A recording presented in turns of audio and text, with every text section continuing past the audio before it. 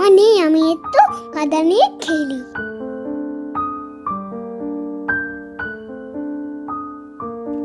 সে মজা! মা বাড়ি থাকলে আমাকে মাঠে নিয়ে খেলতেই দেয় না, এই ফাঁকে খেলে নি। A few moments later.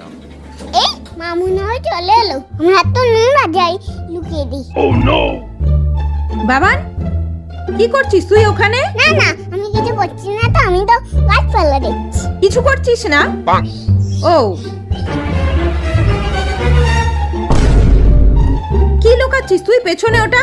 না না, কিছু না। কিছু লুকাচ্ছিস না?